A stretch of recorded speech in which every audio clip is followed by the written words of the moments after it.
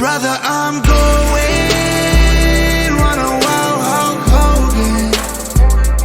If I like get some moment, I'll make sure it's an explosion. Cause lately I've been seeing stars, trying to kick out on this joy course.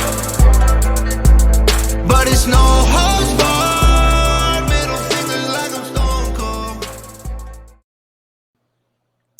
What is good, ladies and gentlemen? Thank you for tuning in. This is another episode of the Slapping Me Wrestling Podcast. I'm WeTooDeep. This is our Friday edition. If you're new to the channel, new to the podcast, Tuesdays, me and my co-host DJ Wavy D, we come up here. We just chat a little bit about wrestling. It's not like X's and O's and breaking down shows. It's more of just, what are we feeling about the product at that time?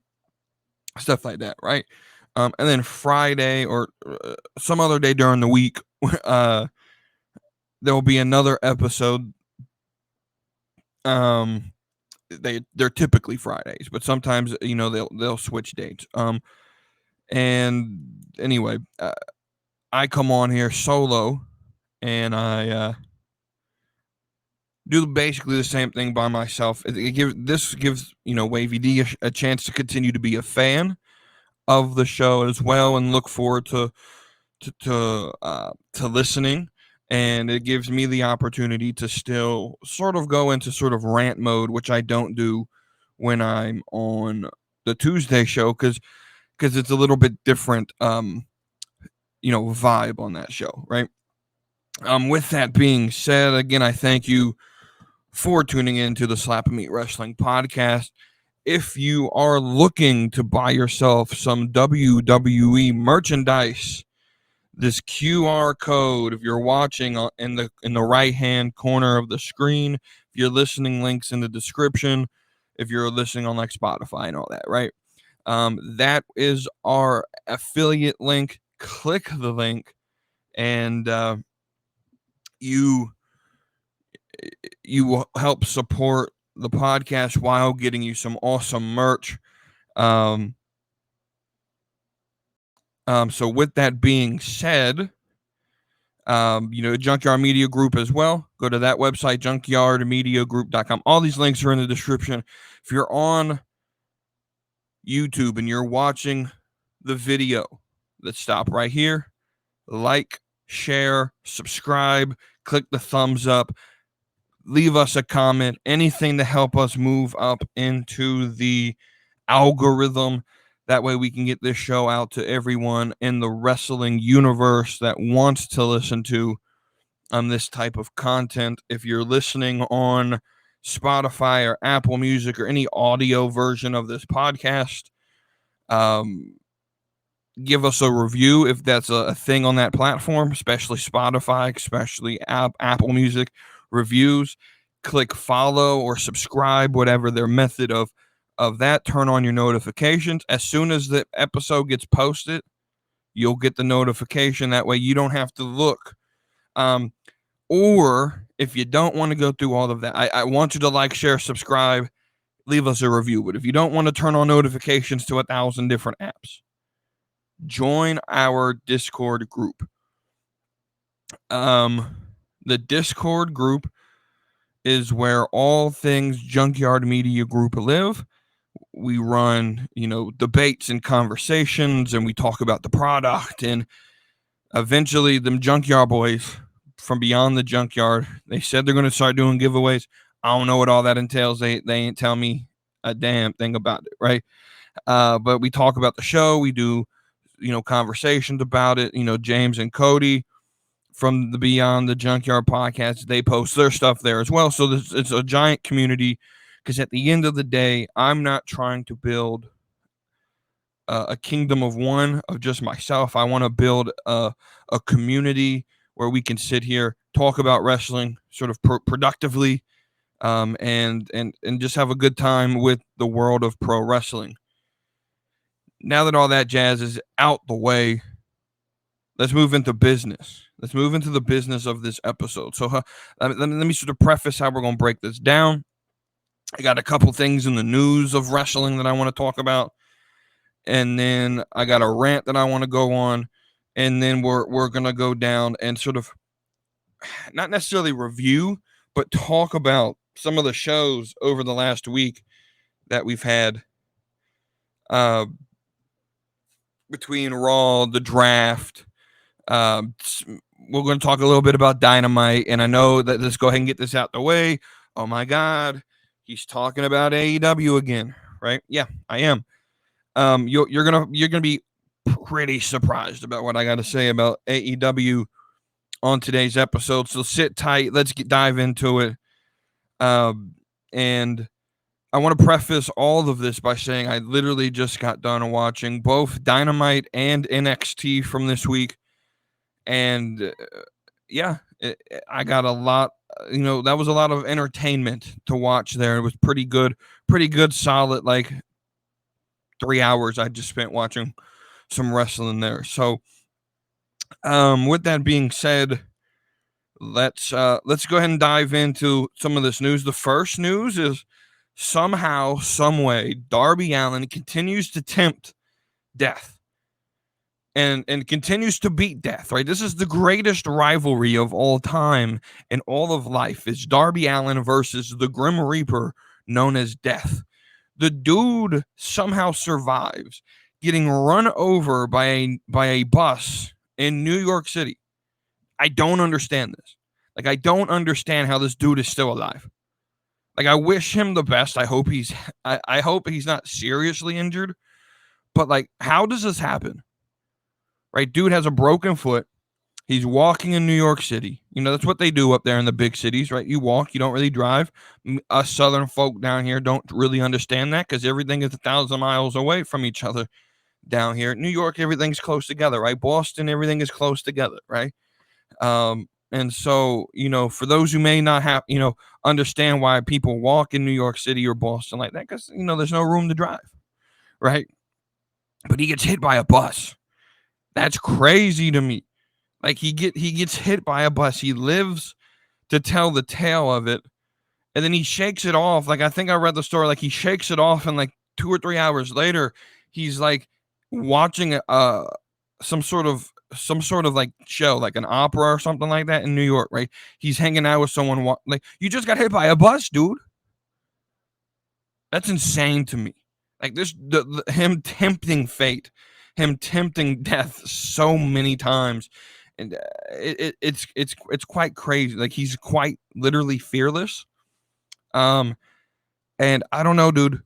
How many more lives does this guy have? How many more times is he going to tempt fate before something drastic happens?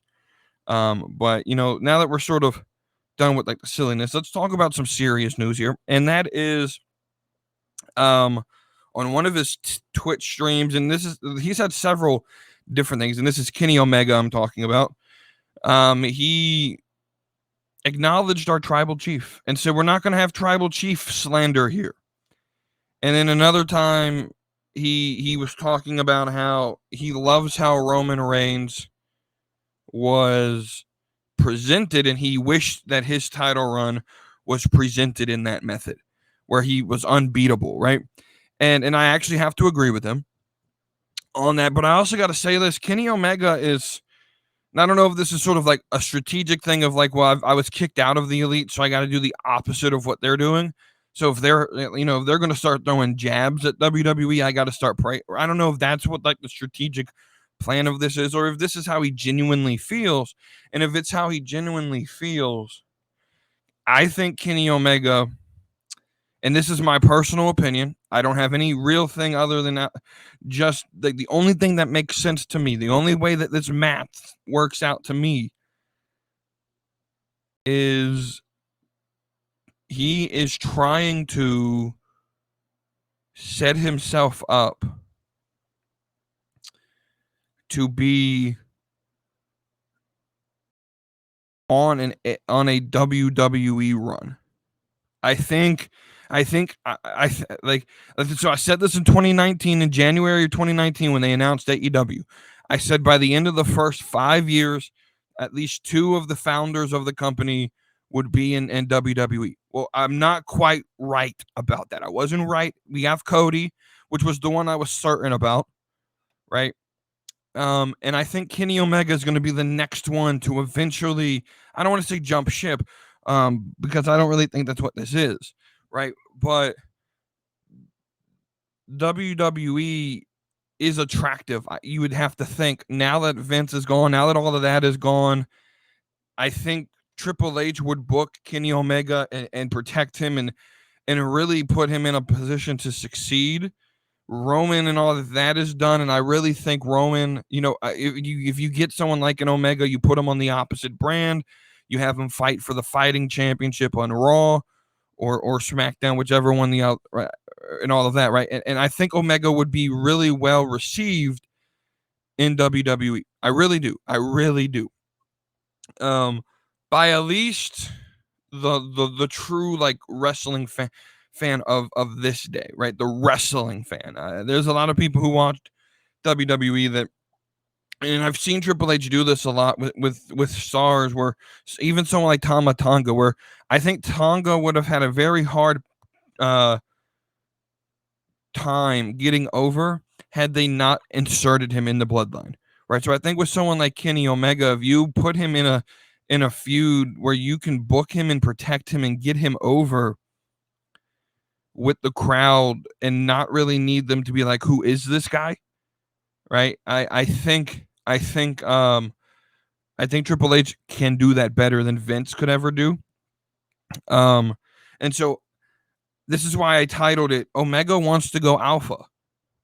I think he truly recognizes that WWE is the alpha brand in wrestling, and he's setting himself up. He's not trying to burn these bridges. I think there's someone like Ospreay who goes on TV and talks about you had to grind on the boss's daughter to get where you're at.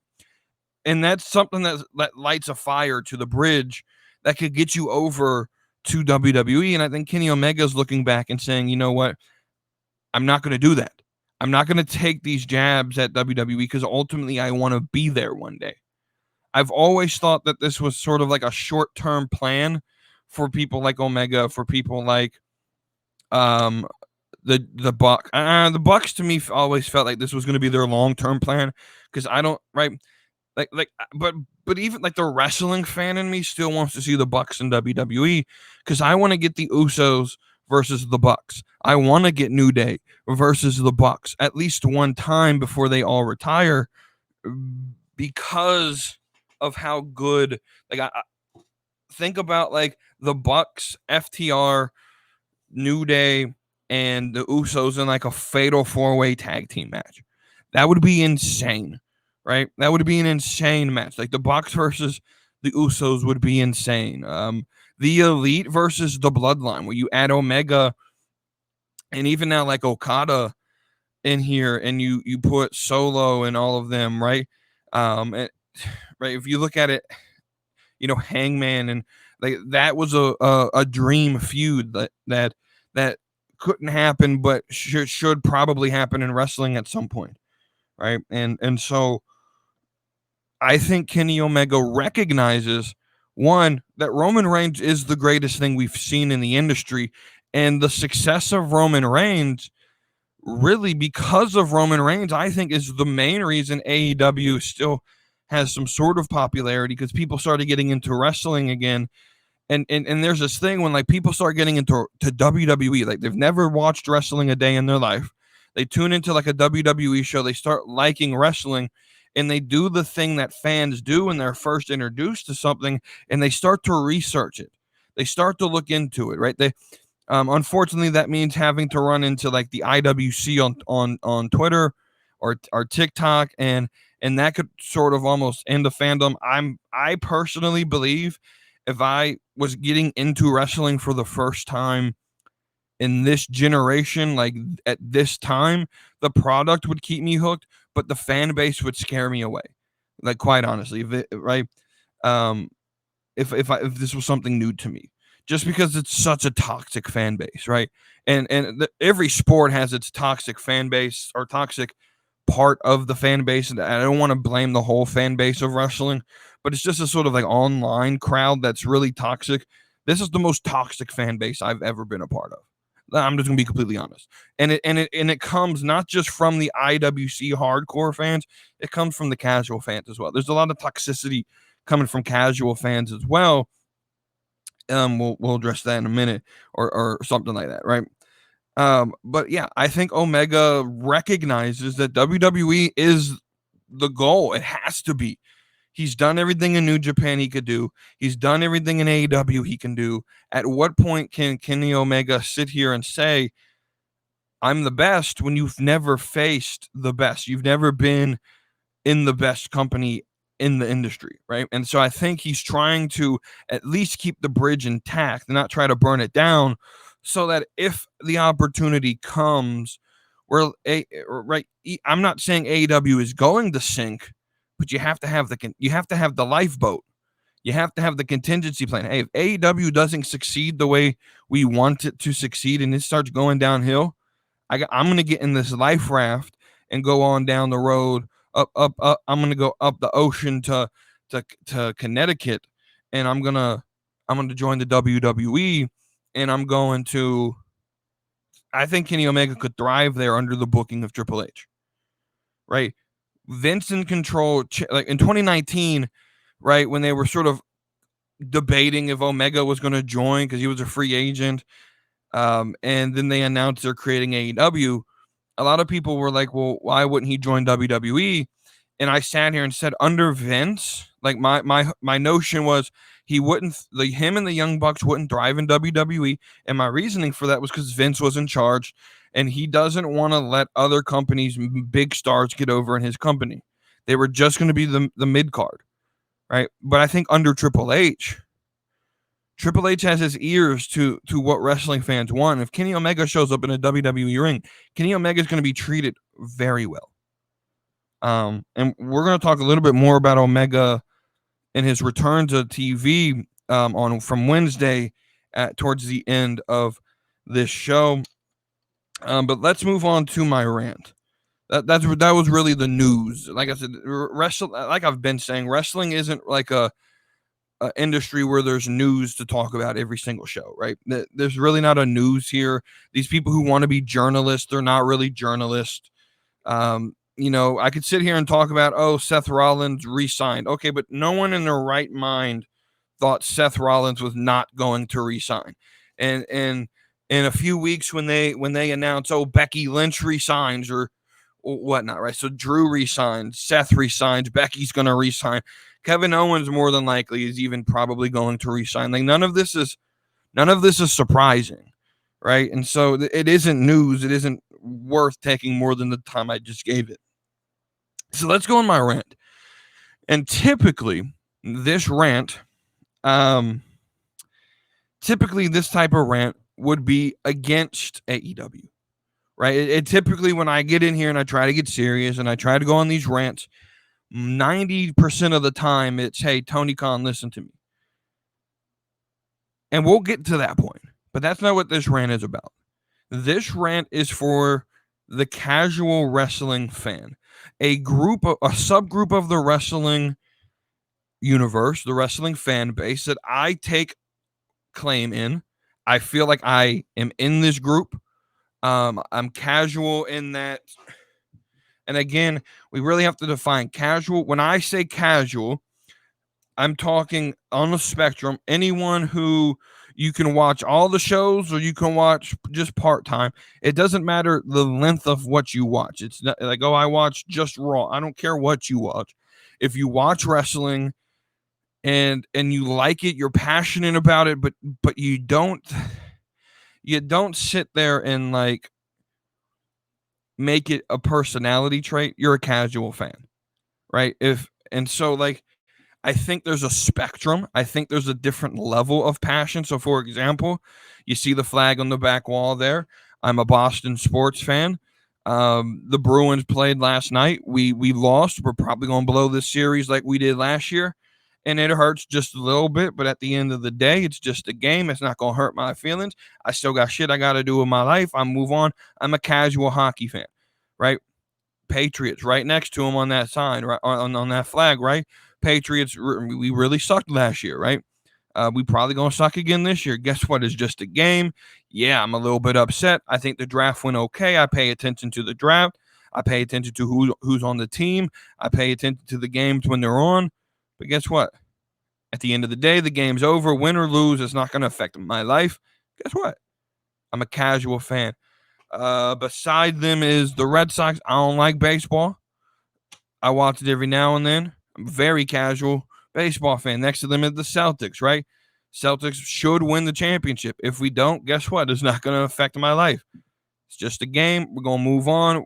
We're going to talk about it with the homies who watch basketball. I don't really have a lot of friends who care about basketball, to be honest with you.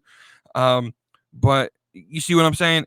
I'm a casual sports fan, but I'm passionate about it. You can ask me about sports. I have a wealth of knowledge. So it's not about how much you watch or when you watch or how much knowledge on the product.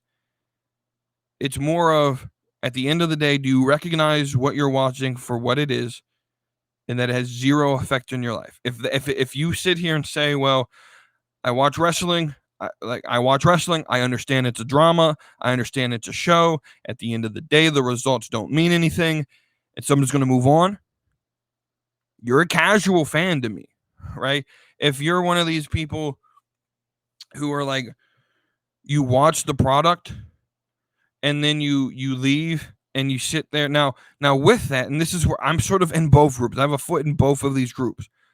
Because what I'm about to describe is also me at times, where like I watch it, and you try to and you enjoy sort of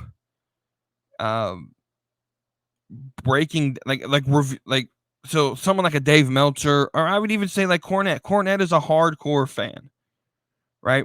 I don't have anything against hardcore fans, but like if it means a little bit too much to you, and you have your super hardcores, which are like what we would call the marks. Right. But I also think you have your super casuals who I don't even know why they participate in anything. Right. Because you hardly watch the product. You really like. And so I'm never going to sit here and be like, oh, you don't watch, so you can't have an opinion. I'll never sit here and say that. I believe everybody can have an opinion on whatever they want to have an opinion on. That's just me. But I really want to address these casual fans today on the topic of AEW. And part of this is me playing devil's advocate. Part of this is me being like, hey, yeah, I talk about AEW a lot. This time I'm going to talk about them positively, right? Being objective, being fair. And I'm going to sit here and my statement that I'm going to rant on is these casual fans, dear casuals, please listen. Y'all got to stop judging AEW for what it's not. You got to judge it for what it is, right? So this really comes out of a frustration with some casual fans who, try to sit and watch the product of AEW and then constantly just critique it for things that are not fair. So for example, if you tune on AEW for the first time and you're watching and Kyle Fletcher shows up, right? It's not fair to say, well, this is a hard watch because I don't know who Kyle Fletcher is. Well, of course you're not going to know who Kyle Fletcher is. It's the first time you're watching the product. Let the producer do his job, right? It would be like me, I'm not a huge Marvel fan. I remember though I went to Endgame without watching a single Marvel Cinematic Universe movie. Have not watched a single one. Never gone back and rewatched anything. Don't even realize but I went. I got offered to go. I sat there. I enjoyed the movie. Had zero idea what was going on when I sat down. Right? Had zero idea. Marvel did a very good job of filling me into the plot points that I needed to know. And I felt by the time Endgame ended, I felt like I knew what was going on. Now I only watched it once. Don't remember what happened most of the time. That's just how I am with movies. I'm a casual moviegoer. I'll go, I'll watch the movie, I'll enjoy it in its time, and then I'm going to leave the theater, go do whatever I got to do the rest of the day, and kind of forget about the movie, right? But I'll enjoy it for the 2 hours, 3 hours, and I'm in the theater for it, right? That's just how I watch TV. That's how I watch anything, right? And so, right now, imagine had I sat in that theater, and Marvel came on, all this came on, and Thanos came on. Who the fuck is Thanos? And I stood up like, oh, this is a hard watch. Endgame was probably the last good movie that the MCU created where it didn't spew some sort of like propaganda at us, right? I would just say that, like, Endgame, sort of like the end of that. What do they call them? Anyway, the end of Endgame, right? Like, was probably the last time cinema, like theater movie, like movie making, was good. That around that time, right? There hasn't really been that many good movies since Endgame. Just because all the movies push the same garbage on us, right? They have to hit quotas of representation, or else it's not a good. It doesn't hit the screen, and that's a whole different sub rant I could go on a different show, right? But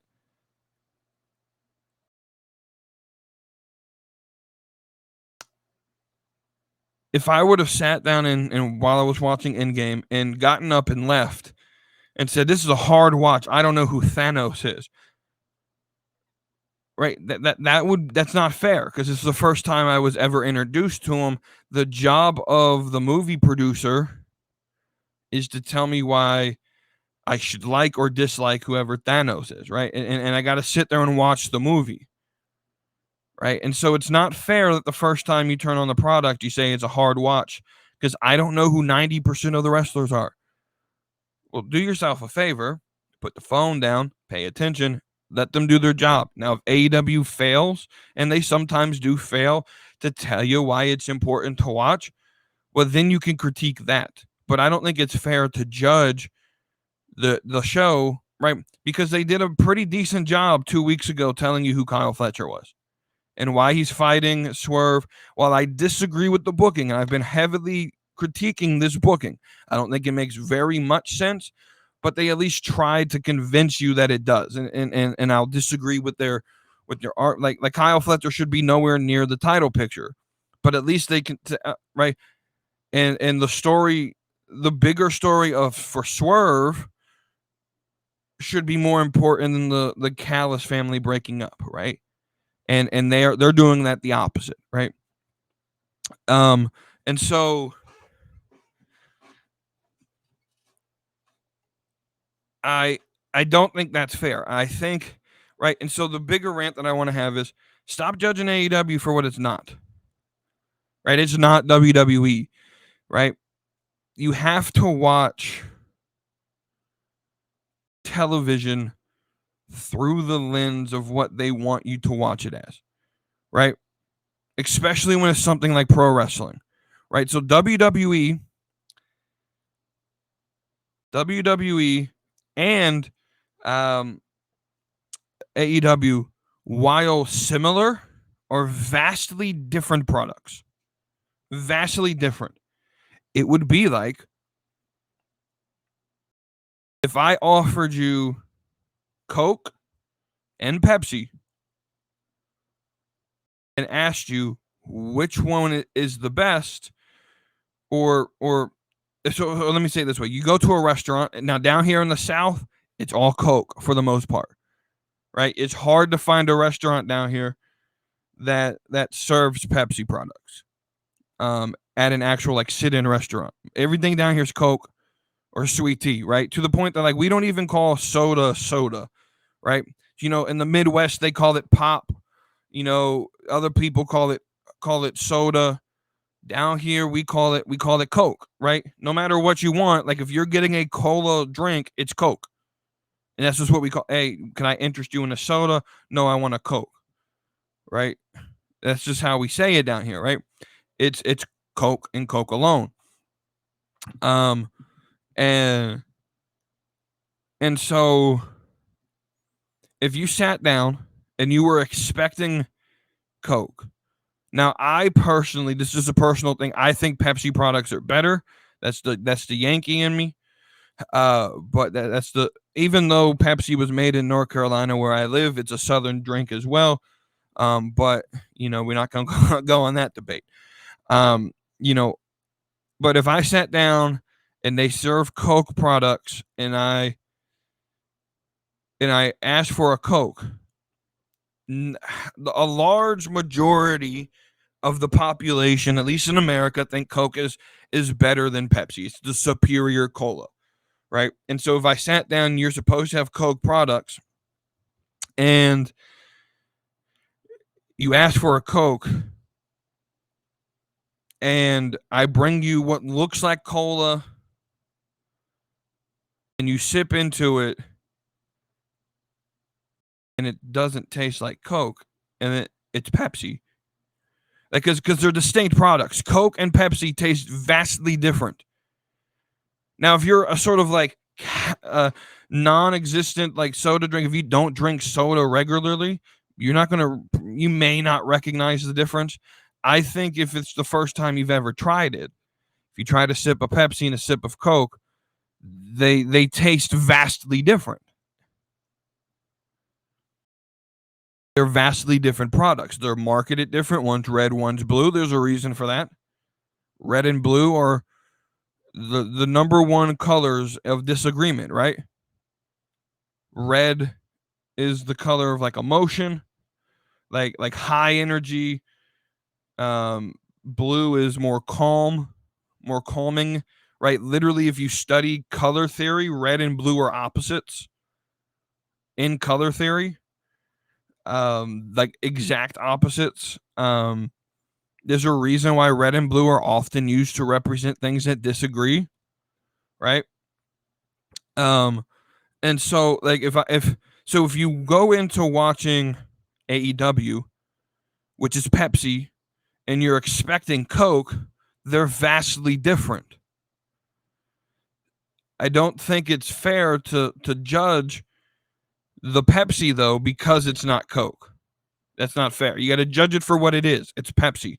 Now is it good? That now as someone who drinks Pepsi regularly, if you're watching the video, you see my Pepsi here, right? As someone who drinks Pepsi regularly and really who drinks soda regularly, I can tell when a soda's flat and when it's a bad soda. Like if I get a Pepsi and it tastes like Pepsi, the flavor of Pepsi's there, but the carbonation's not there. Maybe the CO2 is out at the fountain and it's flat. Like flat soda tastes gross, right? No matter what brand it is. And so if you get a Pepsi, you're expecting a Pepsi and you get a Pepsi, but it just tastes bad because it's flat. Okay, you could critique about the taste of that because you're judging it for what it is. But if you ask for a Coke and you get a Pepsi, you can't critique the Pepsi because it's not a Coke. You could be upset that you didn't get what you wanted, but you can't critique Pepsi for being Coke or for not being Coke. That's not a fair judgment, right? You got to judge it for what it is. And what AEW is, and it's claimed to be, right? It's claimed to be since day one, is the alternative product to WWE, right? They're in the same market share, similar to how Coke and Pepsi are both colas, right? But they're vastly different products, vastly different taste, different presentation, right? They're different. They're the same in that they're both colas, but I can tell you the difference. If you poured me a Coke and a Pepsi in a cup, covered them up, put a straw in it, and asked me which one was Coke and which one was Pepsi, I could tell you. I could tell you offhand, right? And I could do it with any of the competing products between Pepsi and between Pepsi Cola and Coca-Cola, right? Sprite and Starry are completely different products. They're the same thing. They're both lemon lime, but they're vastly different products. Coke doesn't have anything that matches Mountain Dew. anymore. They used to have Vault, which was disgusting. You know, orange soda. I don't think Pepsi Cola makes an orange soda, but like there's a difference between Sunkist and Crush. They taste different. Sunkist and Crush taste different. Then there's Fanta, right? Sunkist, Crush, Fanta, 3 drinks that are orange flavored, vastly different products. And I could tell you the difference between all 3. Right? Fill up 3 orange sodas. Don't tell me which brand was which. I'm 95% certain I could figure out which one was which. Right? Yeah. And so we got to stop judging AEW, right? For what it's not. We have to. And if you do it, if you turn on AEW television, I literally just did it this way. I've put my theory to the test, right? Just watch Dynamite this way. You turn it on and you stop trying to compare it to WWE and you just watch it for what it is being presented to you. You'll enjoy it a little bit. I actually enjoyed watching Dynamite just a few hours ago as I was watching it from this past Wednesday. I watched it last Wednesday. I watched Dynasty. There are parts of this show, and we're actually going to get to that at the end of the show, things that I like about Dynamite. Things that I liked about Dynamite this week. Right? I think it's unfair to judge AEW the way that a lot of these casual fans judge AEW. Oh, I don't know the roster. And this goes into a larger debate and a rant that I need to go into. I don't know the roster. Every single one of you, if you live in America, about 90% of our population has one of these. They have a computer and access to the internet practically anywhere. In this country, you can access the internet from a computer that is the size of your hand that fits in your pocket. Guys, if you told wrestling fans in the 80s that they could watch New Japan on a computer that fits in their pocket, I think they would explode. Right? What it is casual fans are lazy fans. A lot of the time, casual fans are lazy fans, especially, and that only, I'm only going to say that to the wrestling casual fans, because a lot of times they'll use excuses as to why they can't do a 30-second Google search. We about to do this real quick. About to literally do this right in front of your face. Right? Blank screen, right? There's nothing here on there, right? Haven't searched anything yet. Right? I'm gonna search it. Kyle Fletcher. 30 seconds. Literally less than 30 seconds to pull it up. Go to his Wikipedia page. No, you can't see it on the camera because it's white, right? Go to his Wikipedia page. Kyle Fletcher pulls up. It literally, this is how I find out everything about any wrestler on any company that if I want to look them up. 30-second search. Maybe if they have like a common name, like someone like Kyle O'Reilly, there's probably someone named Kyle O'Reilly in another industry, right? So I'll probably put like Kyle O'Reilly AEW or someone like, right? But if they're known, like WWE wrestlers will probably pop up. Like Seth Rollins, you don't have to put WWE at the end. Seth Rollins is just going to pop up, right? But some of these lesser known guys, you may have to put in like the company they work for. But Kyle Fletcher AEW is not hard, right? Go to their Wikipedia page. It will tell you everything that you need to know about who this guy is. No one's sitting here and asking you to write a 120-page thesis on why Kyle Fletcher is the best wrestler ever. No one's sitting here asking you to write a thesis on why Will Ospreay is the greatest thing to hit the pro wrestling. No one's sitting here asking you to do that amount of work. But I think as a fan of the product, casual fans are lazy. They're comfortable in their casualness. And I think there's this idea that if they search for things, if they try to do research on what they enjoy, that it will take away this sort of like privilege of being casual. Right? I think that there's this idea that because I'm labeled as casual, I have to act as casual, and I don't understand that mentality. Maybe I'm wrong. Right? Is it the producer's job to get you to like Kyle Fletcher and to care about him? Yeah. But that's not the critique. That's not the critique. The critique is Swerve enters the ring and the next dude to enter is a guy named Kyle Fletcher who I don't know.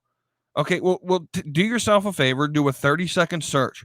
You'll know everything you need to know about Kyle Fletcher coming into that match. Then allow the producer to do his job.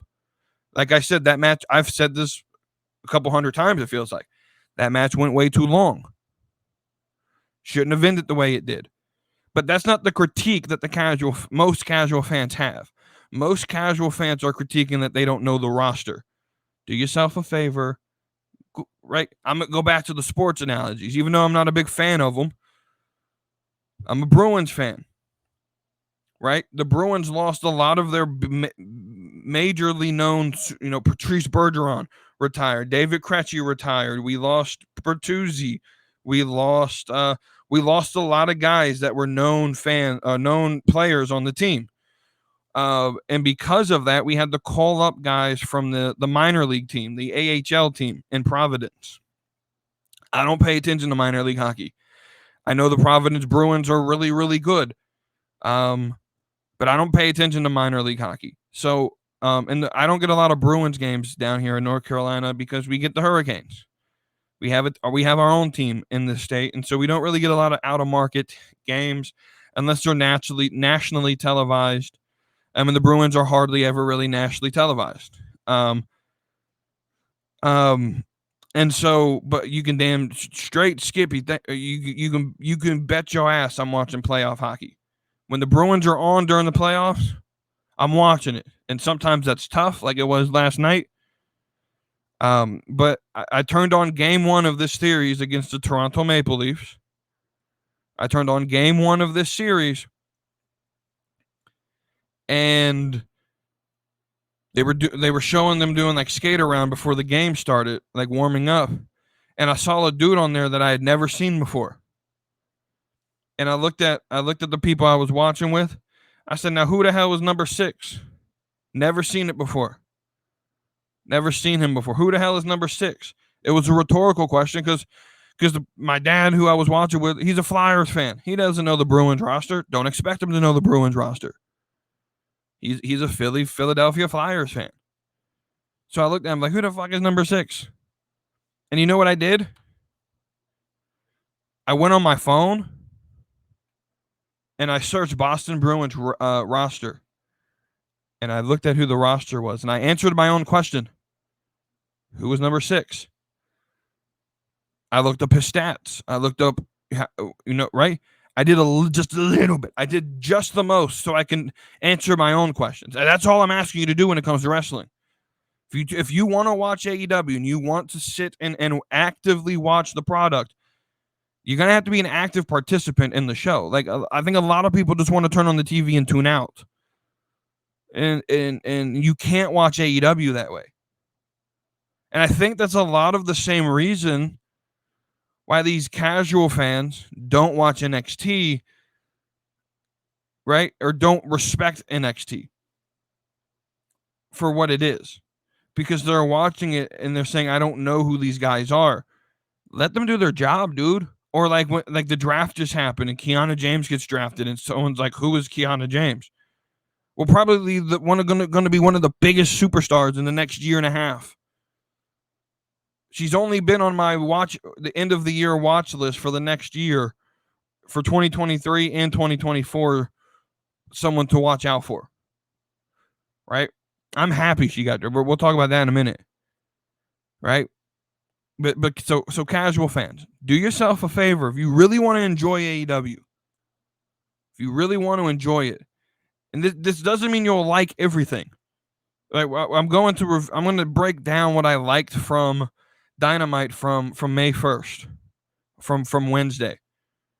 I'm going to break down what I liked about it. And there was really only maybe 3 segments in the entire show that I was really hooked on. They still missed me with the middle 4 matches of their card, where like Jericho Shibata, Claudio versus Brian Cage, Serena Deeb versus Mariah May. I could care two. I could. What was it? Isaiah Cassidy versus Samoa Joe. I could give literal 2 shits about those 4 matches, but everything surrounding it, kind of liked it. And we'll talk about that a little bit, in a little bit. Excuse me. Right, but that's the rant. See, and I had practiced this yesterday. I was just going to go off on all of you. It's not worth me going off on all of you. Right, and this happens a lot where I'll practice like what I want to say and sort of try to get my thoughts together. Then like the day I go to record it, I'm like, yeah, and then I'm not going to say that. I'm not going to say that. I'm not going to say that. Right. But yeah, just watch it for what it's. Watch it for what they tell you it is. And what do they tell you it is? AEW. They say this like 3 or 4 times a night. AEW, where the best wrestlers wrestle. So what are you going to get? Wrestling. If that's not your cup of tea, that's fine.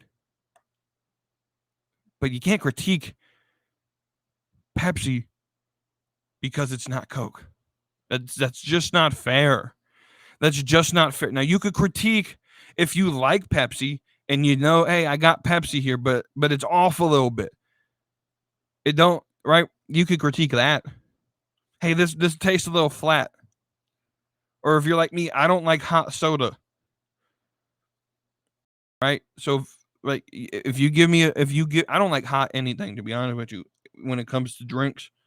If you give me a drink, it's got to be cold or I'm not going to enjoy it, especially when it's soda. Right?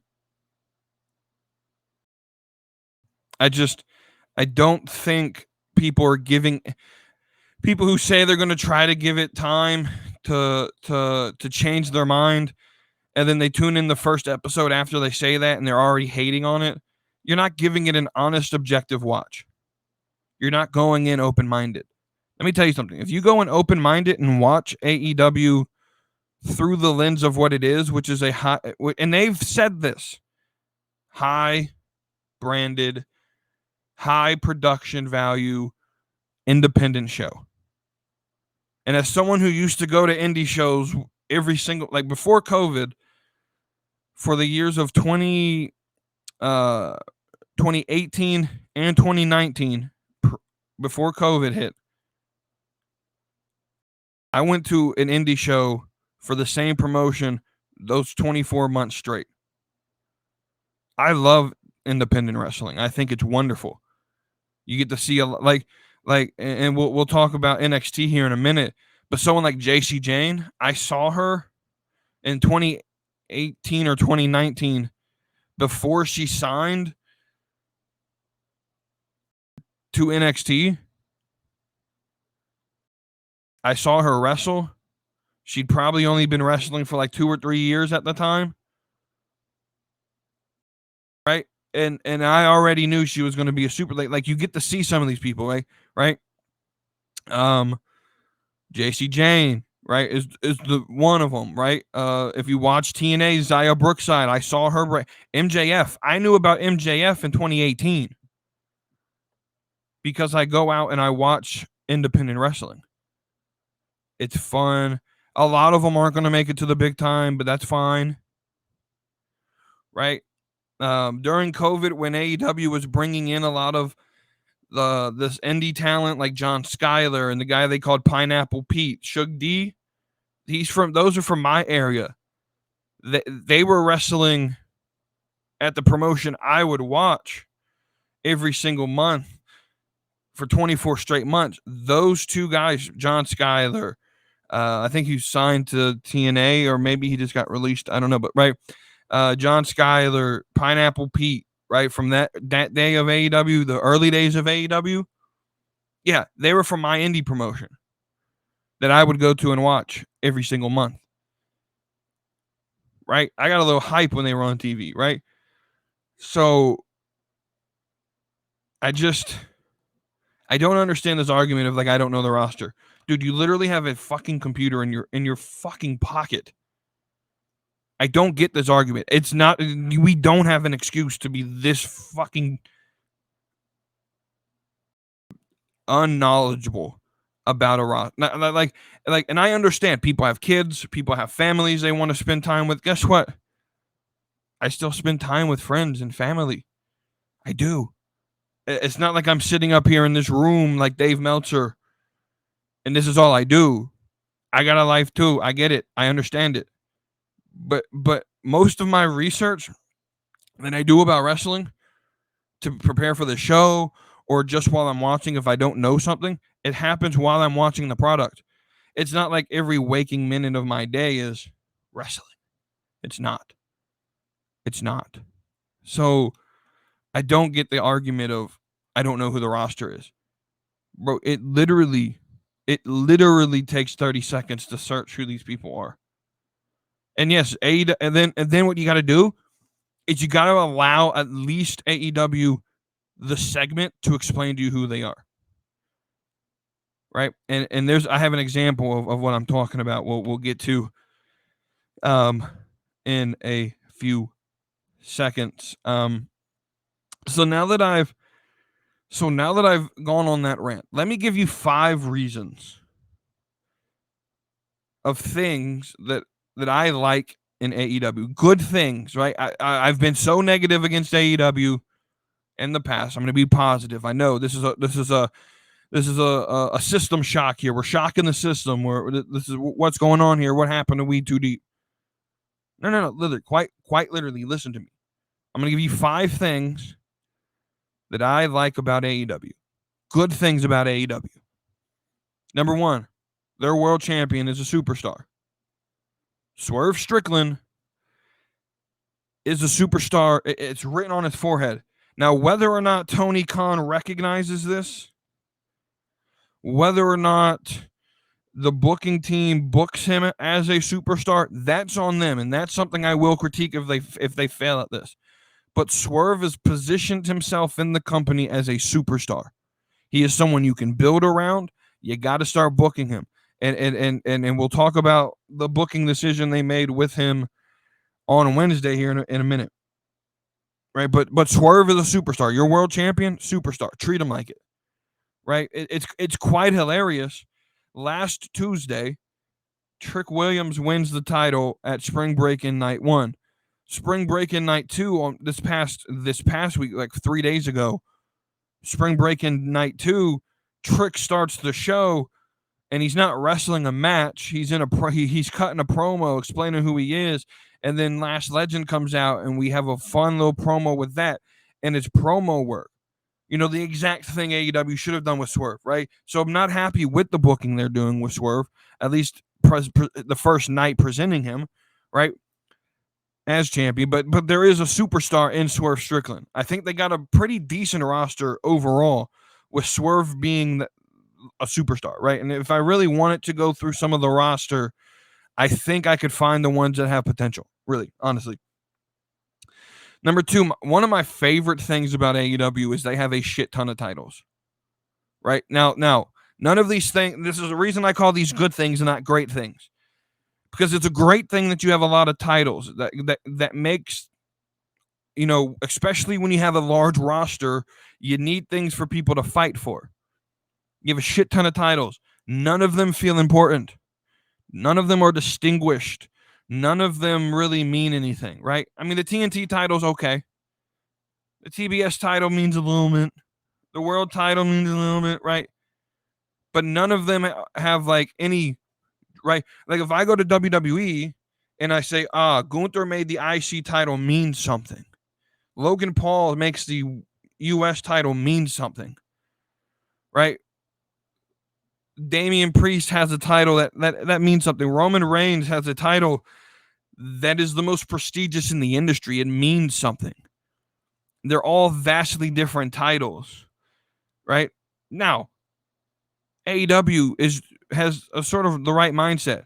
It doesn't matter how many titles you have. So what I would do to distinguish these titles is have them brand specific, right? If you're right, first off, you can't have 3 shows. You got to cut Rampage. Honestly, you got to cut Rampage, right? Have your Collision roster with the Collision titles.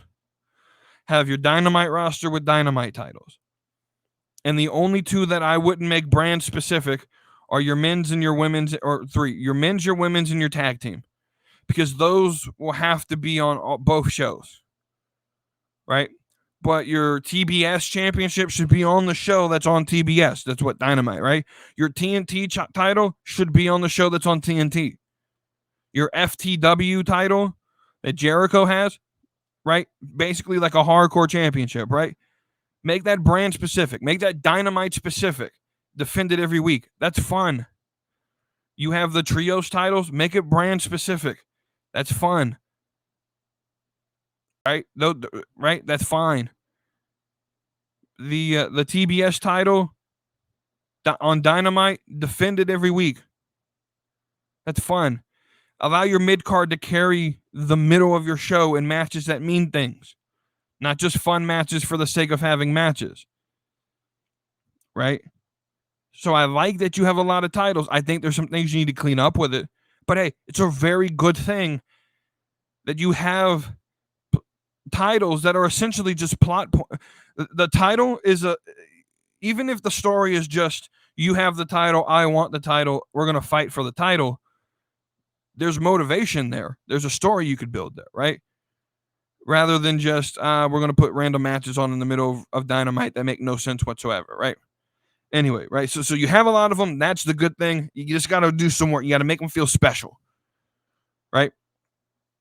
On that same train of thought, number 3, you have a women's mid-card title in the TBS title, which gives the women the ability to fight for things when they're not fighting for the world title. Right? If WWE had that on Raw and SmackDown, it would mean so much more for a lot. Like I would look at the women's roster and be like, yeah, it's fine, right? Because it's top heavy, but the mid card has nothing to fight for. Carmella's going to come back and have nothing to fight for, right? Liv Morgan has really, should be in the mid card, but she has nothing to fight for, and the fans like her, so to keep her on TV, now she has to fight with the big girls, right? Maxine could be mid card champion right now to get herself over and to get her, an idea of what a title run feels like. Chelsea Green. There's so many women that things would mean things if they had titles to fight for. Again, on that same sort of thought, number 4, if you would have asked me 2 years ago, if you would have asked me a year ago, 1 year ago to this date, what I felt the biggest thing that needed improved on AEW's roster would be the women's division. Right? And if you were to ask me today what I felt about the AEW women's division, I think it's vastly improved. I don't think it's the greatest. There are some people out there, looking at you, James, that think it's the greatest wrestling roster of women. I would disagree. I think, and I'm gonna quote the greatest GM in WWE right now, and that is Ava. NXT may just be the best women's roster. It's deep. You can take the top 4, and there's 4 more to replace them. Right? It's a deep roster. But honestly, WWE has the best women's roster in the world that we've ever seen established. But you've improved your roster. You've improved your women's booking. They feel somewhat important now, right? And then the 5th thing is, in more recent times, it feels like they're relying less on older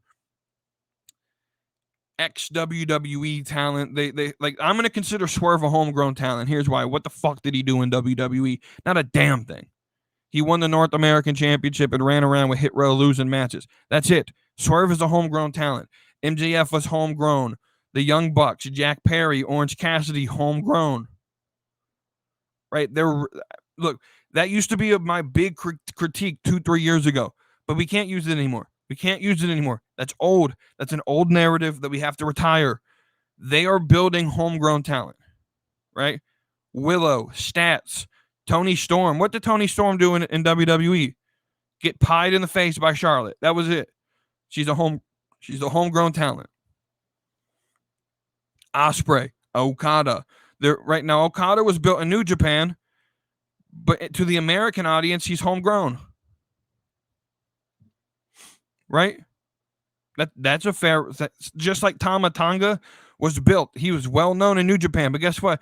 To the American audience, he's a homegrown talent of AEW. That's how I look at it. Right? They've built and relied a lot of their show here recently to the more homegrown talent. And I vastly appreciate that. Because Tony used to Tony built AEW on the backs of ex-WWE to the point where Moxley's no longer needed in the company. Moxley could disappear and just go do New Japan once a month. And that's all he would have to do. And I think AEW wouldn't need him on the show. Right? As much as I don't like Eddie Kingston, they've sort of built a star out of him that the AEW fans I don't understand it. I don't get it. He's one of the worst wrestlers I have ever seen in my life, from the physique to the moveset to the promo ability. All of it. He's just awful. I don't get it. It's one of those things I don't get. But the fans of AEW like him, and that's really all that matters, is the fans like him. And so, right, even though I'm not the biggest fan of him, and for some reason I don't understand, the fans like him, so they're going to put him on TV. They're going to utilize him, and that's fine. Right? Now, a lot of that means using Japanese stars that I don't care about. But again, that's not for me. And what AEW does best is presenting 5 different styles of wrestling throughout their show. And so while Eddie Kingston and the Japanese style and all of that may not be for me, there are things on the show that are for me. And that's what they're doing. And that's why I called it an indie show, because that's exactly what the indie scene is like. We're going to bring in big name here. We're going to have smaller guys here, right? And we're going to put on a show of entertainment. And you may not like every match, but there's going to definitely be something you like there. And if not, then they failed at their job, right? And I think if you go in and you expect everything to look like WWE, you're going to be massively disappointed. So what are the things? Let's continue the AEW talk, and then we'll talk about WWE to end the show. As we still got a bit to go here. What are the things that I liked about Dynamite? Well, I liked the start of Dynamite. Swerve came out to do a promo, and guess what? You gave him the sticks, right? But here's what else I liked. I thought it was corny that you started they first started it, and Tony Khan was sitting in Jacksonville Jaguars office, and he's starting the show talking about how he can't travel, and I was like, okay, this is corny. This is really corny. But then they started cutting off the feed, and the Young Buck, the feed goes dead, and the Young Bucks are sitting there, and then I was like, okay, now this makes sense. It's not corny to me anymore. Should have been a little bit more patient. And then they gave a segment that I really enjoyed, that they started the show with. Hey, Tony, you remember this? Our claw, they addressed the idea, the fans, the number one critique of really the casual fan base, the non-AEW fan base. The number one critique was, well, you fired CM Punk for scaring Tony. Y'all attacked him. Y'all should be fired too. And they addressed this. They answered that question with, we have ironclad contracts. We can't be fired. Oh, and also there's a clause that if Tony can never make it, the EVPs are the ones next in line to run the show. Right? So this sets up the entire show as being run by the Jacksons. That's perfect. That's a perfect segment. Right? And then it goes into Swerve. What they should have done last week, where he cuts this promo. He does a very good job at it. He establishes who he is, what his reign's going to be like. I did 3 matches in a week. I'm going to be a fighting champ. You know, what they needed to do last week, they did this week. They presented Swerve, what his motivation are, how he was going to be a champion, how he's going to be different than the last champion. And then they get to business. Here's who's going to be my opponent at Double or Nothing at the end of this month.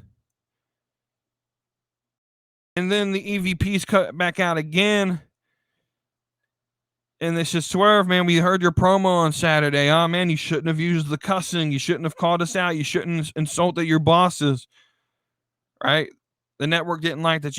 Right? And they're just being, like, annoying. Right? But it's fun. It's a fun annoying. It's fun to hate them now. They're really embracing the hate. I love it. Right? And then they say, well, we're going to introduce you. You know, we're going to do you a favor. We're going to introduce you your next challenger. You know, he's back in his hometown. He hasn't been seen in a while. He's also a former champion. You know, teasing Omega, but understanding it's not going to be Omega. And then Christian comes out. Right? Holy surprise of all surprises. Now, I didn't watch this live on Wednesday. But in one of my, not the Discord that's linked here, not the Junkyard Media Group Discord, but another Discord I was in, someone asked the question live on Wednesday, and I didn't respond then because I wanted to watch the show first. And basically their question was like, AEW has a ranking system. Christian lost to Adam Copeland, hasn't been seen since then, and then he automatically jumps into the front of the line to be number 1 contender for the championship for Swerve. Make it make sense. Now, I didn't respond. Again, I wanted to watch the product first. And then I did a little bit of research. I asked people I know who watch AEW, hey, is there a ranking system still? Because I know they mentioned like they were going to bring it back. I was like, are they actually utilizing this? And they were like, yeah, I mean, it's there, but they don't really mention it. And I'm like, okay, so it's not there. If it's not being mentioned on TV, it doesn't exist. Right? If they're not going to, if they're not going to use the ranking system, then it doesn't exist, right?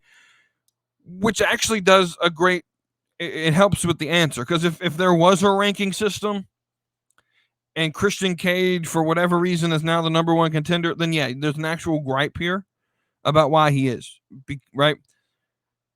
But there's not. And so this makes it actually really easy to book then, because you just have to listen to the promo. Because the motive, bro, it's like they listen to me. It's like they listen to me, or maybe they read the manual on how every promo in the history of wrestling has ever set up a storyline. We know why Swerve is here. He wants to be a fighting champion. That's his motivation, right? So now we got to figure out the motivation of Christian. And he tells us exactly why he's challenging Swerve Strickland. I want payback to what you did to Nick Wayne. And apparently these two were a tag team at some point, if I got that right from the promo.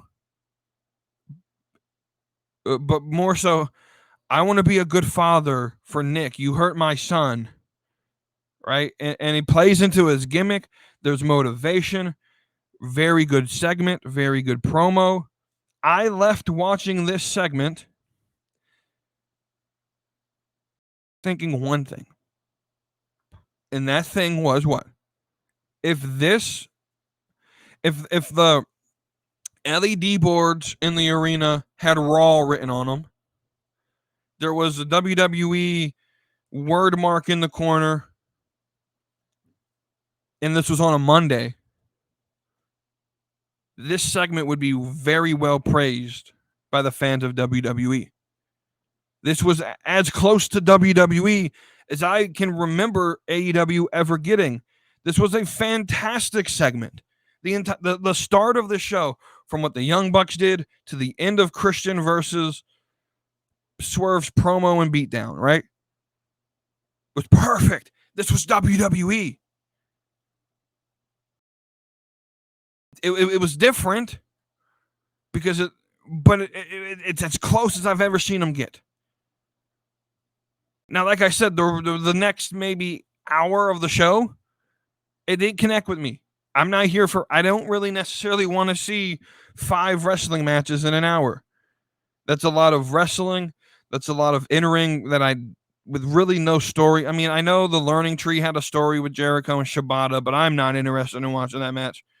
I know Toni Storm was involved with Mariah May and Serena Deeb. She threw in the towel, didn't she? And now it's Serena Deeb versus Toni Storm, right? And that's fine. That sets up some story.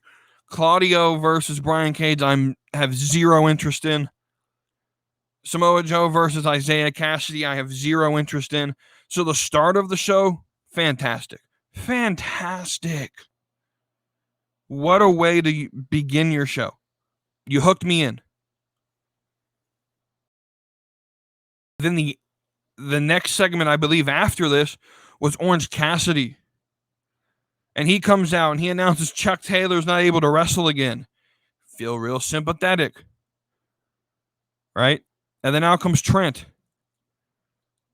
Right? And this first hour of this, it's not really an hour. This first 30 minutes, or really the first 3 segments. The start with Tony and the Young Bucks. The next segment with Swerve and Christian. And then the next segment with Trent and Orange. Bro, if you put those 3 segments on WWE TV, they would fit. They would fit. That's as close to WWE as I've ever seen in AEW. I enjoyed it. Somehow they got me to cheer for Orange Cassidy. If you'd have asked me 5 years ago, the one gimmick in AEW that I wish did not exist, it was Orange Cassidy. And now you got me cheering for him? Now you got me cheering for Orange Cassidy? Booing Trent Beretta? I love Trent Beretta, dude. I saw him on the Indies and knew he had it. And he's playing this heel gimmick perfectly, dude. You got me out here, invested in the first, 20 minutes of your show. Now you're ruining it with them. If you could just hit that middle portion of the show to be less matches, more promo, more storytelling, more reason for behind the matches, I'm right here with you. I'm feeling this. I'm feeling AEW at this point, right? Now you get about 3, 4, 5 matches that I don't care about. But then the ending, Kenny Omega's back. And he's in his hometown. And he announces in a promo on the sticks, mic in hand, because that's how you tell stories. That's how you set up stories in wrestling, on the microphone. Right? And he comes out and he says, I couldn't watch the product because I would start shaking. And I was going through withdrawals of not being able to wrestle because the doctor said, you have 2 options. We either have to do the surgery, cut you open, get the whatever's causing his diverticulitis, get that out of you, but that may mean you'll never be able to live life without a colostomy bag. Or you don't do the surgery, you keep the ticking time bomb inside of you, and any blunt force trauma to the stomach, and that's important. Any blunt force trauma to the stomach could kill you. Now you're setting the story up for the segment.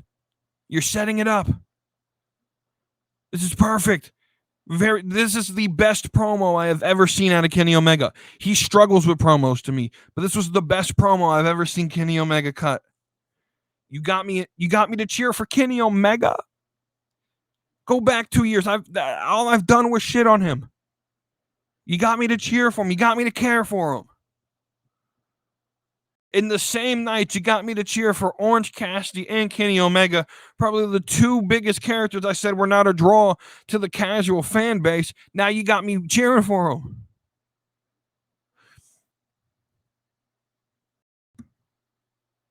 Now you got me cheering for them. You got me feeling for them. It's crazy, right? When you actually tell stories. When you actually keep doing this, AEW, do this with the rest of your show. Do this with the middle of your show as well, right?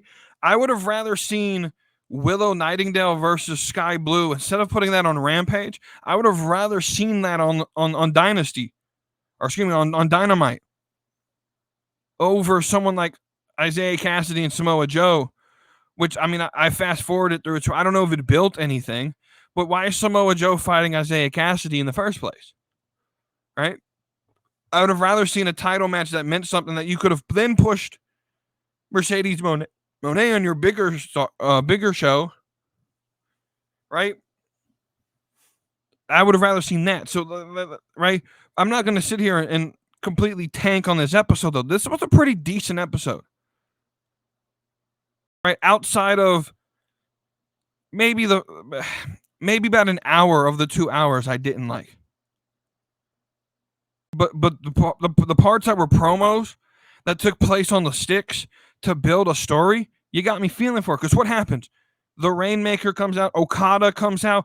Of course we're going to set up Omega versus Okada 5. Why wouldn't we? The first one in AEW? Why would you not continue the greatest feud in Japanese wrestling on your show? You would be dumb to do it any other way. This match had to happen. This match had to happen.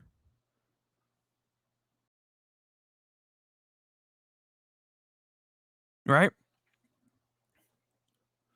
And you set it up. Kenny Omega says something in Japanese to him.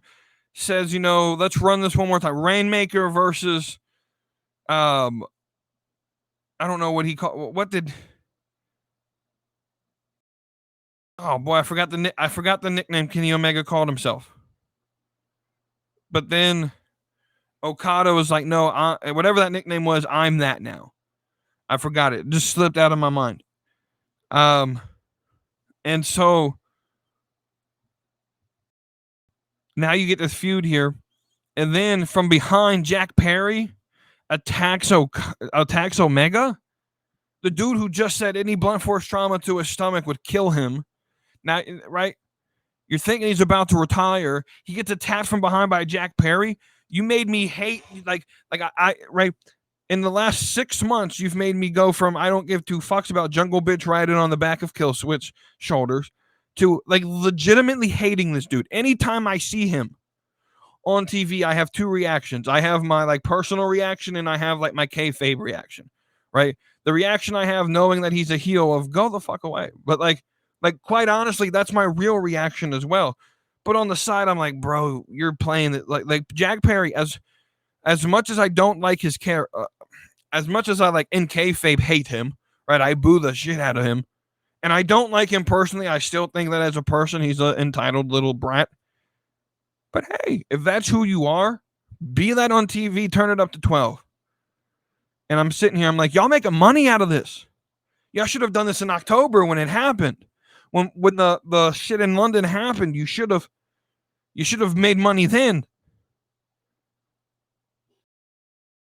Right? But I see Jack Perry and I'm like, oh, Kenny just got attacked. He then hits some moves on Perry. Who he then goes to hit, I think the V trigger is what he was going to go hit. And he gets tripped by Okada, which makes him turn around to try to hit Okada. And when he turns back around to go to Perry, Perry hits him in the stomach with a chair. The very thing that we were just told could kill him is what happened to him. What a way to end the show, dude. More of this.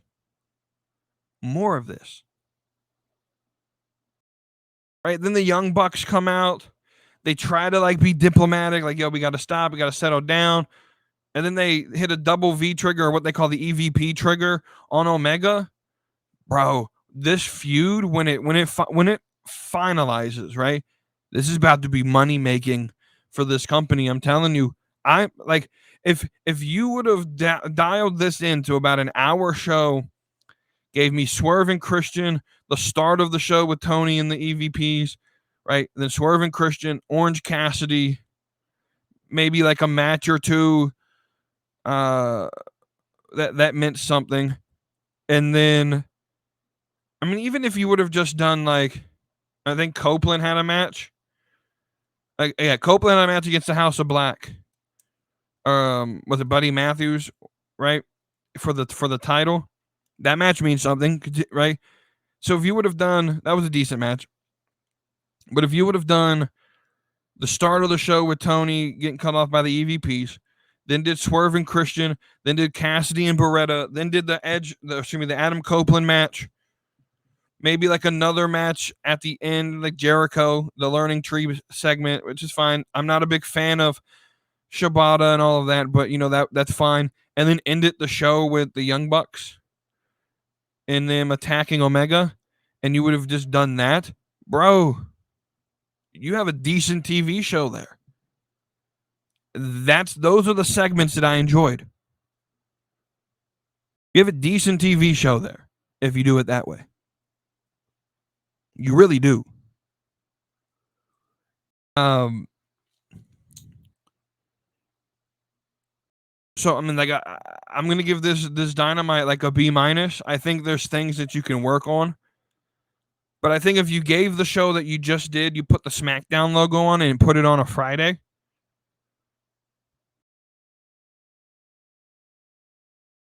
I think it's pretty consistent to what we get on a SmackDown.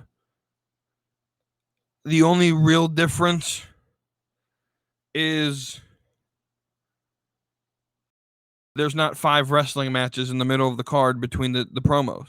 You get just a bunch of promos, you get a couple wrestling matches, and then you end the show, right? And because the Bloodline takes up so much time, and that's where the real difference is all that time the Bloodline takes up, AEW fills in with what they do again.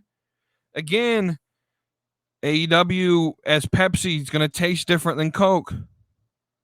And Pepsi puts on wrestling products because what do they tell you they are? We're the best wrestle. And so you're going to see wrestling. That's Pepsi. You're going to see promos in WWE. That's Coke. Right? And they both are cola. And so they both are going to have somewhat of the same structure. But the flavor profiles, the intricacies of the flavor profiles are different. Right? So that's Dynamite. Is that going to be enough for me to check off the list? Right? And I'm going to do that every single week. From now on Friday. 5 things or things that I liked about that episode of Dynamite. I'll do it. I'll sit here and I'll talk positive. I'll give some things that I liked about that episode of Dynamite, right? I'll do that from now on. Because I did. It really, like, when I sat down and I said, I want to find things that I like about this show. And I sat there and I watched and I was like, bro, and it's not NXT. Like, NXT to me is still the greatest 2 hours. But AEW is pretty fun. I enjoyed it more than a lot of the last couple episodes of SmackDown I watched, I'll be honest with you. Because really with SmackDown, outside of the Bloodline, I don't really enjoy the show. Outside of the Bloodline, there's nothing on SmackDown that interests me. Other than Theory and Waller. And Damage Control, but they're now on Raw. And I'm sort of interested in Jade and Bianca. But that's about it. And they're sort of like mid-card, like women's champ tag teams. And I like Tiffany, but like there's things there on SmackDown, but like the Bloodline take up so much of the show, it feels like a lot of times. It's not that I hate SmackDown. I just feel like SmackDown and Dynamite are sort of equal to me in terms of enjoyment at the moment. All right, so let's move on to the WWE talk. And the first thing I want to talk about here is, can we stop this Liv Morgan experiment? I went on this rant in one of the Discords, I don't remember that I'm in, about why I don't like Liv Morgan. Because we're in an era right now with women in WWE where we have athletic women who, when they run the ropes, they look like they've done it for forever, and that they have some sort of athleticism in their bodies. And then you get someone like Liv Morgan who has zero athletic ability. She can't run the ropes in a way that makes it look like she's athletic. You're having her beat Nia Jax, and that's not realistic at all in any way, shape, or form. I'm just done. And the Liv fans are going to hate me for it, but I'm done with Liv Morgan. She looks good, that's fine. She's eye candy for the male audience, but she can't wrestle. Like, we complain all the time about, like, certain people can't wrestle, right? But Nia Jax is leaps and bounds better than Liv Morgan. But Liv Morgan has a fan base that is very active and very loud, similar to Cody, right? So can we just stop with the Liv Morgan experiment? The second thing that I want to talk about here, that's really all I had to say about Liv Morgan. I'm not going to spend a lot of time on her. My favorite moves of the draft, and it's the number one reason why I'm going to sit here and say right now, Raw has moved back to the top A show. The red brand is strong, and it's 4 moves to Raw that I enjoy. And the first one is Kiana James. She has superstar written over, as well as the next one, Lyra Valkyria. It's these 2 NXT call-ups, and really the next one as well as an NXT call-up, Ilya Dragunov. 3 NXT call-ups to Raw that I think changed the game. We got potential matchups of Becky versus Kiana for the title, Becky versus Lyra for the title. My next move is Dakota Kai as well. So those are my 4 favorites. Those are the only 4 that I have listed. And it's all because of potential matchups. Dakota versus Becky, Lyra versus Becky, Kiana versus Becky, Kiana potentially winning Money in the Bank. Dragunov versus Gunther, Dragunov versus, JD McDonough, Dragunov versus Braun Breakers over there still. Or we got banger after bangers playing for this show. Braun versus McIntyre, Braun versus CM Punk. We lining this baby up, and I'm ready for it. Right? Raw is going to be fire from now. I can't wait for 17 days from now when I am in Greensboro, North Carolina, in my seat watching Raw. It's going to be a fun show. I'm so excited. Like, I was really afraid to buy my ticket as early as I did because I wasn't sure if Raw was going to fare well at the draft, and it did, and I'm so happy that it did. Right? So those are my favorite moves. Kiana James, Dakota Kai, Dragunov, and Lyra Valkyria to Raw. SmackDown, I think, really, they stayed consistent. The top of the roster stayed the same. I know you picked up Nia Jax, but she's not winning the title. I'm just sorry, she's not. And so there's that. So let's go into my Backlash predictions. They have not built this card well at all. 5 matches, which is fine. I don't think a lot happens here at this show. I'm going to give Wavy D's predictions as well. He sent me his predictions since we didn't talk about it on Tuesday. So the first match we're going to talk about is Cody Rhodes versus AJ Styles, his first pay-per-view or PLE defense since winning at WrestleMania. Cody gets AJ Styles, and both me and Wavy D predict a Cody Rhodes victory. Next match, Jey Uso versus Damian Priest for that championship. Again, Damian's first pay-per-view defense, PLE defense since winning at WrestleMania. Now, technically, we both have Damian Priest picking up the win. Now, right, me and Wavy D. I, however, have Damian Priest winning by disqualification. Right? So when you do predictions, if you predict a DQ, there's still a winner, right? So if the DQ happens, right? Now, I think what happens is I think there's going to be a disqualification and Priest remains champion. And to me, that means he wins, right? So theoretically, Jey Uso is going to win this match, right? But Damian Priest is going to win or retain the title. Priest is walking out of Backlash with the championship because I think this is where the bloodline, the new bloodline, Solo, Tama Tonga, and them, this is where they attack Jey Uso. And it's going to be Jacob Fatu.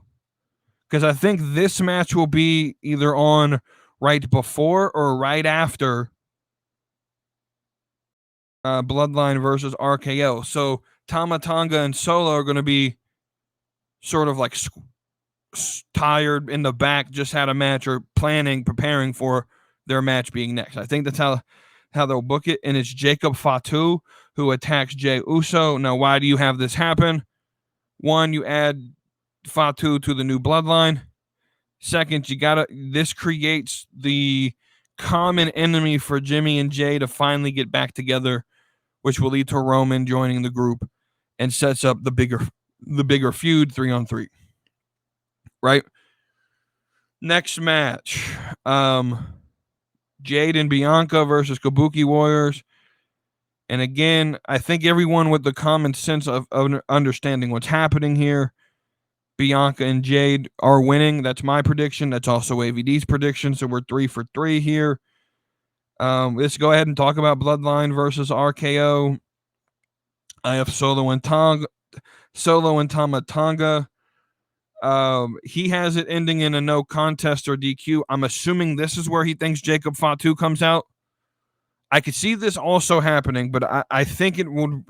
I think for storyline purposes, it makes better sense for them to attack Jay because it gives Jay and Jimmy a common enemy in that they both were attacked by the new bloodline, right? And it sets up the joining of forces a little bit easier. And then we'll end it with Bayley versus Tiffany versus Naomi. Wavy D has Bayley retaining the championship. I have a new champion in Tiffany Stratton. In that, and they're like, well, why give it to Bayley when she's not ready yet? Well, because that's like Bayley, or why give it to Bayley and then take it from her the next month?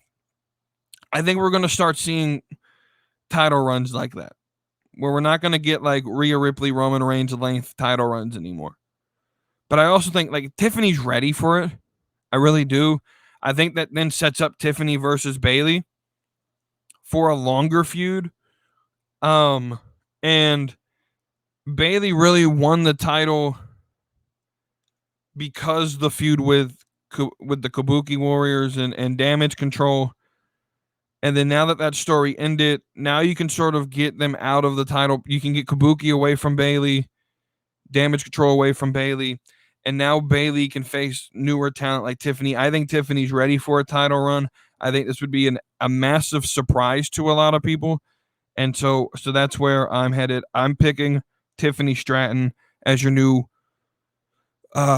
women's champion over on the SmackDown Blue brand. All right, so we're going to end this show talking about NXT. And I'm going to give you, NXT just got some major draft picks. Dragunov, Baron Corbin, Dijak's gone. He's on Raw. Lyra, Kiana James, Braun Breaker's gone, right? 5, 6, 7 people out of the ranks there, right? And so they got to sort of regroup. And they have so much talent. They're so deep down there that they already replaced them all, right? So I'm going to give you my top 10 favorite things that I like about NXT. We're going to start at 10. And these are gimmicks. These are characters or factions. Superstars, women, or factions, right? So we're going to start at number 10 with Ariana Grace. She's annoying. She plays this heel character so well, dude. Like, it's so good how she performs it. Facial reactions, just everything going on with Ariana Grace is fun. It's interesting. She doesn't wrestle much, but that's her gimmick. And it's fun. I think that's someone that like can really be really comedic relief, and you need some of that in your wrestling, right? Number 9 is Tatum Paxley. This is a woman who maybe even as much as like 4, 5, 6 months ago, if she was in the ring on the TV, she was in a squash match and she got squashed. And within, about a 2-3 month period of time, sort of with this Lyra Valkyria story, you got her over as a main eventer, or where she feels like being in the title picture is a good place for her. Tatum Paxley, she's good. And I think there's a lot of people backstage from what I've read that really high on her, which is good. She's earning her spot. She's put in some work. Number 8 is Fallon Henley, who when I wrote this list was part of Chase U, but now as I'm explaining it, she turned on him. In this character, like Fallon Henley's character work is wonderful. I really hope what I read about them moving her up and changing her name and making her some psychotic cowgirl doesn't happen. We don't need that. We want Fallon Henley, right? And yeah, I think that I like where we're headed with this. Heel Fallon's always my favorite Fallon, to be honest with you. Number 7 is Josh Briggs. I love this dude. Like, I love this dude. Big dude, really athletic. I think his character work is great. His promo work is pretty good, pretty decent. I would not be surprised if he's the one to eventually win that North American Championship. Wesley's back now, dude. That's crazy. Like, complete shocker, right? Complete shocker. We thought he may be retiring, and here he is. He's back. Wesley's back, and we're gonna get probably Wesley. We got Lee and Briggs next week. We're probably gonna get like a fatal 4-way at Battleground between Wesley, Josh Briggs, Oba Femi, and Ivar, and that's gonna be such a fucking good match. Oh man, if that's the match, I can't wait. Right? Number 6 is Metaphor. The whole faction. Fantastic. I don't like Noam Dar. Didn't like him when he came in here, but now he's kind of funny, comic relief. Miss Jackson, Lash Legend from 2 years ago when she debuted, to everyone booing her, not wanting to see her on the screen. Lash or Legends with Lash or Lashing with Legend or whatever the hell the name of her talk show was that was cringy as hell.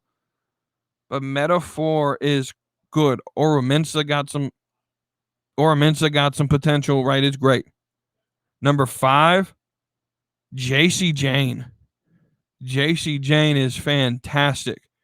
And like I said, I met her 2 years ago, or two years before she signed with WWE. Like I said, like 2018, 2019, right before COVID started. And before she really started getting, I think she signed right around that time as well. But she maybe had been 2-3 years into her career, and I saw her for the first time. And so if you've never been to like an indie show, there's, before the show and after the show, you can sort of do like meet and greets or like walk around the venue and talk to these wrestlers as they're selling their merch and doing autographs. And I mean, you got to pay for pictures and stuff, and that's fine. That's how they make their money, right? And so when I always went to a show, most of the stars charge like $20 for a selfie, right? Excuse me. So I always carry $20 in cash with me, and I always said I'm going to one person, right? So like one show I went to, Brian Pillman Jr., as we know him, Lexus King, right? He was at that show. He was the one I went up to, right? And so I saw her the first time at the first show I was at, and I went and saw, who did I see that show that I spent my $20 on? I want to say it was Sean Spears was at that show, and he was the one. I could be wrong. Or there would be some shows I'd be like, I'm just not going to spend the $20 this time. And I think this was actually one of those, if I'm being completely honest, the first time I saw her wrestle. About a few months later, it could have even been the next month. She was at one of the next shows after that. And when they announced she would be there on the card, I was like, okay, I'm going to get a picture with her. She's going to be the one, right? And so I took the picture, and I don't really like to waste time and take other people's time, like chatting and having full-blown conversations. But she took the picture, and I was like, look, you're great. You're going to be a star.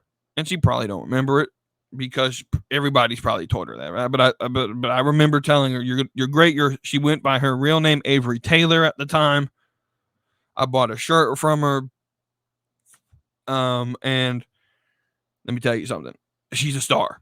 Number 4, the D'Angelo family, the Gabagool, the Don of NXT with Miss Rizzo, with Stacks, with Luca Crucifino, bro.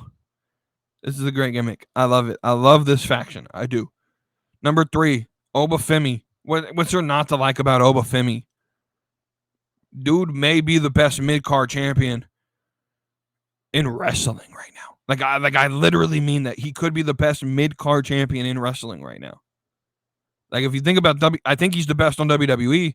Between Logan Paul, Sami Zayn, and Obafemi, who's better? I mean, Logan Paul has an internet presence, but between the whole promo, in-ring, I mean, I get the argument for Logan Paul. But but we're talking about an Obafemi, a dude who came into WWE with zero internet presence. Right? And he's probably one of the best things in NXT. Versus Logan Paul, who he's really only champion. Is he good in the ring? Sure. But he's really only champion because of the audience he brings to the show. Right? If he didn't have the internet presence, is Logan Paul in WWE? No. He's not. Let's just be completely honest. If he didn't have Impulsive as the podcast and Prime and all of the sponsorship, do you think Logan Paul's really doing anything? And has Logan Paul elevated the championship? Does it mean anything? No. I don't think so. I think Obafemi's the best mid-card champion in WWE, and I'd argue in the world, in all of wrestling, Obafemi's the best mid-card champion. Number 2, the woman who I believe is going to be the first ever Women's North American Championship holder, who's going to win the ladder match at Battleground, or at least she should. Sol Ruca. She's. I'll say it this way: she could have been drafted at the draft over someone like Blair Davenport, and it would not have surprised me. Sol Ruca, I think, is only in NXT still because she missed it like 9 months because of injury, and they just want to make sure she's fully healed and she's got some momentum booking wise, right? But Sol Ruca, yeah, she's got it. She's got it. And number 1, who else did you expect it to be? It's Trick Willie. We're in the whoop that era, and I cannot wait to see what we have going with Trick Williams. I've said this several times. Trick Williams. So I just said Obafemi may be the best mid-card champion in all of wrestling. And I said maybe. I'm going to say with 100% guarantee, Trick Williams is the best world champion in all of wrestling right now. He's better than Priest. He's better than Cody. Better than Swerve. Better than Moose.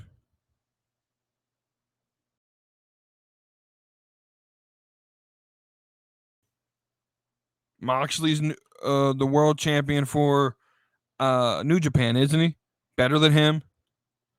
I don't know who the ROH champion is, but Trick is better than him.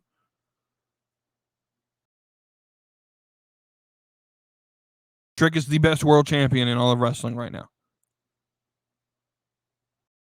I'll put money on him over anybody right now. Like, I'm just going to be completely honest. That doesn't mean that the NXT champion is the most prestigious. It just means that the champion at the moment, the title's not more prestigious than what Cody has, but at the moment, Trick feels more important than Cody. What's Cody doing? He's fighting AJ Styles in a match that doesn't really mean much. He doesn't have much story going into it. We don't know what's coming next, right? With Swerve, or excuse me, with Trick, there seems to be some sort of feud building, some sort of drama between him and Lash. That's going to happen next week, right? I can't wait for it. Like NXT is great, dude. NXT is great. But yeah, that's my top 10 of my favorites in NXT. Let me know what y'all think. Let's have some conversation in the Discord.